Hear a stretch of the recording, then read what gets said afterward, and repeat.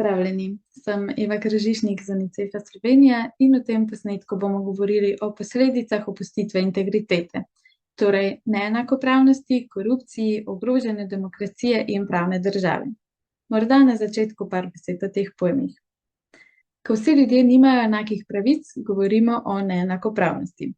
Med značilnostmi, na podlagi katerih so lahko ljudje obravnavani neenakopravno, so spol, etnična pripadnost, socialno-ekonomski položaj, tudi starost, pri čemer nekatere skupine dobijo več pravic in druge manj. Tisti, ki imajo manj pravic in ugodnosti v primerjavi z drugimi, so torej diskriminirani. Če se ugodnosti pridobivajo z izkoriščanjem svojega položaja in moči, pa prihaja do korupcije. Ko slišimo pojem korupcija, morda najprej mislimo na ovojnice polne denarja, vendar je pojem korupcije širši. Zajema vsako kršitev dolžnega ravnanja uradnih in odgovornih oseb v javnem ali zasebnem sektorju, kot tudi ravnanje oseb, ki so pobudniki teh kršitev.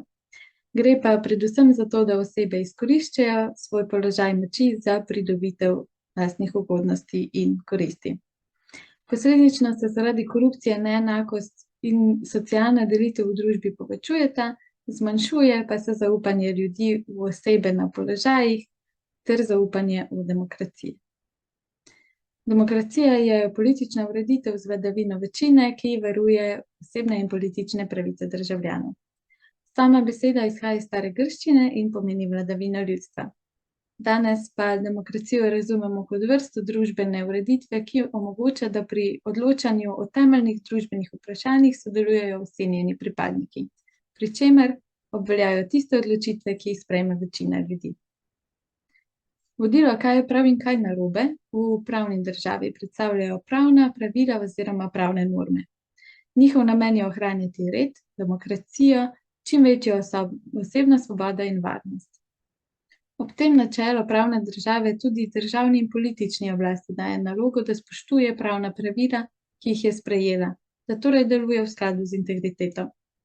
V nasprotnem primeru se zaupanje v oblast, demokracijo in pravno državo ruši. Ljudje, ki vodijo državo, pa tudi vodje manjših skupin, od podjetja pa vse do šolskega razreda, ste torej prvi zgled integritete in upoštevanja pravil ter norm. Sedaj pa vas lepo povabim k reševanju delovnega lista 3, ki izpostavlja primere iz prakse. Če boste imeli kje dilemo, upamo in priporočamo, da se o teh vprašanjih pogovarjate tudi znotraj zbornice, kolektiva ali v krogu strokovnih sodelavcev. Ko končate z reševanjem, lahko kliknete na naslednji videoposnetek.